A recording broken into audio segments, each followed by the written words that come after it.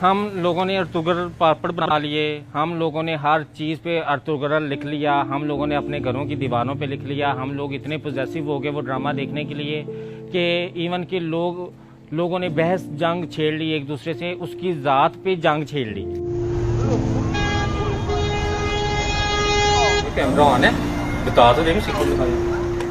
अब अवाम का रद्द-ए-अमल मुझे मतवक्को ये था कि इस ड्रामे से एक बहस छिड़ेगी जिसमें अवाम ये बहस करेगी कि भाई अर्तुगरुल को दिखाया तो हमारे बड़े सगीर के खित्ते के जो हीरोज हैं वो भी तो दिखाएं, उसका भी तो जिक्र करें।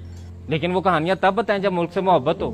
ये कहानी मुल्क से मोहब्बत की है, और इस मुल्क में कौन मुल्क से मोहब्बत करता है मुझे बता दें। किसका ख्वाब, किसकी ख्वाहिश है पाकिस्तान में रहने की? पाकिस्तान को लूटने की सबकी ख्वाहिश है, इसमें रहने की किसी की ख्वाहिश नहीं, ना कोई यहाँ रहना चाहता है। वो तो पता नहीं कब पाकिस्तान की नस्ल पैदा होगी जो पाकिस्तान से मोहब्बत करेगी, जो कहेगी कि हम अंग्रेजी को नहीं मानते, हम उर्दू को मानते हैं। वो जो कहेगी कि हम हैरी पॉटर को नहीं मानते, हम तो राजा रसालू के किस्से सुनाते हैं। वो जो आके अंग्रेज जब हैरी पॉटर लेके आएगा तो हम राजा रसालू रखेंगे कि इधर आओ मैं उसके किस्से तुम्हें सुनाती हूँ। जब अंग्रेज आके अपने हीरोज दिखाएगा तो तब हम दिखाएंगे कि राव नवाज खरल ने, पीर पगारा ने कैसे तुम्हारे खिलाफ तहरीक की और कैसे तुम लोगों ने सरेआम फांसी भी दी तो वो डरे नहीं, वो आगे झुके नहीं। वो भी तो कहानियां हमारे खित्ते की हैं, वो कहाँ की कहानियां, लेकिन वो हमें नहीं पता। तो हमें क्यों नहीं पता? क्योंकि हम अंग्रेजों के गुलाम जो ठहरे। हम तो इस इंतजार में कि कब हमें कोई मौका मिले, कोई चीज इंपोर्ट करने का, नहीं मिलता तो खुद तो एक्सपोर्ट होने का मिले ना। या बाप माँ की चूड़ियां सोने की बेच जाऊं, या बाप की जमीन बेच जाऊं अंग्रेजों की तलवे चाटने के लिए, वहाँ उनके बर्तन जूठे साफ करने के लिए, और वहाँ उनकी मैं वो लेट्रीने साफ करूँ, और साफ करके वो जो पैसा हो वो मैं आके तो घर मुजरा करवाऊँ, और मुजरा पाकिस्तान में आके मुजरे पढ़ाऊँ कि देखो मैं अंग्रेज की गुलामी करके आया, देखो मेरी शानो शौकत।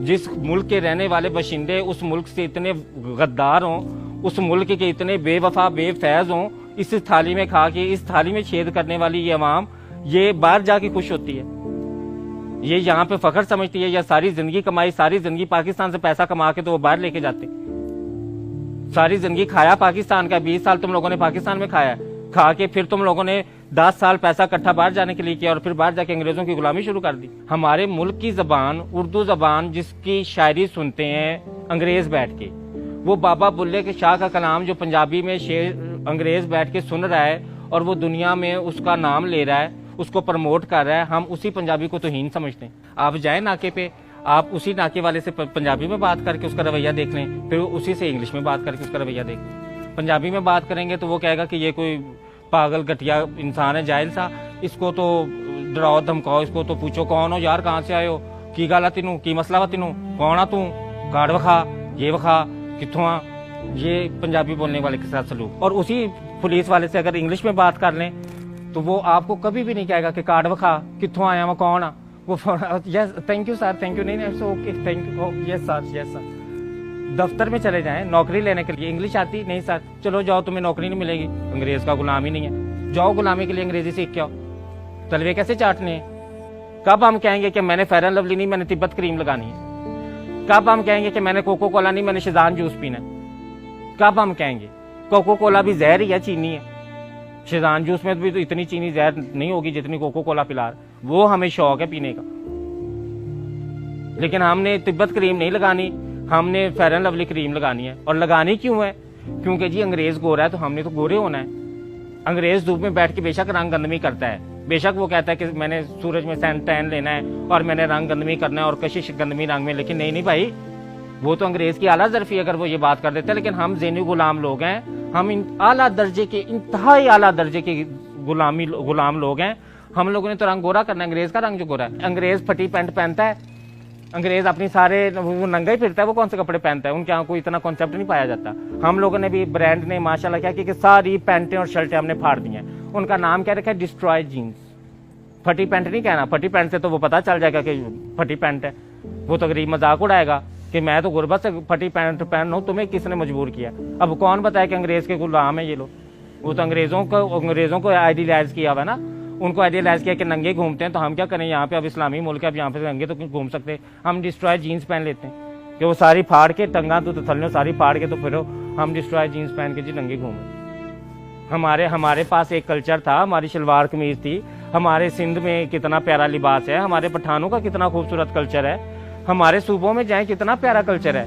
अंग्रेज बाहर से आता है पैसे भर के ये कल्चर देखने, यहाँ पे डॉक्यूमेंट्रियां बना रहा है, यहाँ पे फिल्म बना रहा है। हमारे पास जितनी भी चीजें देख लें, ये हमारा माइंडसेट है, बाहर से आया है। हमारे पास ये माइंडसेट इतना ज्यादा स्ट्रांग हो गया कि दुकानदार मार्केटिंग के लिए लफ्ज क्या इस्तेमाल करता है, बाजी बाहर तो आया हुआ, बाजी एक पाकिस्तान का नहीं बाहर दावा, एक कपड़ा बाहर दावा बहुत अच्छी क्वालिटी दवा, बाजी है फोन बाहर दावा बहुत अच्छी क्वालिटी दवा, ये पाकिस्तान का नहीं है। हम अपनी अवाम रोज हम लोग ये सुनते हैं अपने कानों से कि ये पाकिस्तान का नहीं है। हम सवाल नहीं करते, हमें शर्मिंदगी तो है ही नहीं ना। वो गालिब ने कहा था कहा भी किस मुंह से जाओगे गालिब, शर्म तुमको मगर नहीं आती। हमें तो शर्म आती नहीं है। पहले तो एक ट्रेंड ये होता था कि हमने अगर किसी को शो मारनी होती थी ना तो हम कहते थे इम्पोर्टेड है, लोकल पाकिस्तान की नहीं इम्पोर्टेड है। पहले हम ये लफ्ज इस्तेमाल करते हैं ना, हर चीज इम्पोर्टेड। अब क्या हम करते हैं, अब जो जदीद दौर हवस, जब मजीद हमारी गुलामी की जो हवस बढ़ गई तो हम लोग मियाँ बीवी भी इम्पोर्ट करने लग पड़े, मर्द बीवियां इम्पोर्ट एक्सपोर्ट करने लग पड़े और औरतें खामन इम्पोर्ट करने। अब चीनियों से शादी हो रही है, अब खामन जो है यहाँ पे अच्छी खासी नेक लड़की 26 साल की होगी तो उससे मर्द यहाँ का शादी नहीं करेगा, गुलाम ऐसा गुलाम जेन का बंदा है। यहाँ वो लड़की कवारी बेचारी मर जाएगी, वो बूढ़ी हो जाएगी। अंग्रेज बूढ़ी औरत हो, बेशक वो 40 साल की भी हो तो उससे जाके शादी कर लेगा। क्यों नहीं हम अपनी तारीख सिखाते, क्यों नहीं हम दुनिया में उनको बताते हमारे पास बड़ा रिच कल्चर है, हमारे पास बहुत सारी तहजीबें सकाफतें इस खित्ते में रह के गई हैं। मोंजोदाड़ो को देखें, मोंजोदाड़ो से पीछे चले जाएं, कौन कौन सी तरीके सकाफतें यहाँ पे गुजरी हैं, कितनी जदीद सिविलाइजेशन जदीद तहजीबें भी यहाँ पे गुजरी हैं। और यहाँ के हीरोज का नाम आप लोगों को तो पता ही नहीं होगा, अल्लाह खैर करे, हीरोज का नाम हमें कहाँ से पता होगा। हमें कोई ना पढ़ाया ना हमें किसी ने बताया, हमें शुरू से बताया कि बेटा अंग्रेज के तुम गुलाम हो, अंग्रेज की दी हुई हर चीज को तुमने पसंद करना है। बड़े सगीर की तारीफ पढ़े, फिर कोई ड्रामा ऐसा बनाए, ऐसा अजीम पैसा लगा के ऐसा प्यारा ड्रामा बनाए। वो गुजरा वे वाली फिल्में छोड़ के ना, वो जो हमने फिल्में बनाई हैं असील गुज्जर तो राजपूत गुज्जर तो राणा गुज्जर, वो अब फिल्में छोड़ के तो अब हम आगे थोड़ा सा, मैं पंजाब नहीं जाऊंगी तो मैं लाहौर नहीं जाऊंगी, तो लाहौर से कराची नहीं जाऊंगी, अब ये फिल्में आ रही हैं। तो इन फिल्मों से निकल आए, कोई लोगों को शौर दे दें, कोई तालीम दे दें, कोई लोगों को हिस्ट्री पढ़ा दें, कोई तारीख पढ़ाएं अपने बच्चों को, ताकि वो अपने मुल्क से मोहब्बत करें। हम अपने मुल्क से मोहब्बत हमारी नौजवान आगे नस्ल क्यों नहीं कर रही, क्योंकि हमने उन्हें इम्पोर्टेड वाला कॉन्सेप्ट जो दिया हुआ है। शुक्र हमने ये नहीं कह दिया कि बेटा तुम भी इम्पोर्टेड हो, ताकि वो अपने आप को और ज्यादा वो आला अरफा समझे कि हम इम्पोर्टेड बच्चे हैं, हम पाकिस्तान में पैदा नहीं हुए।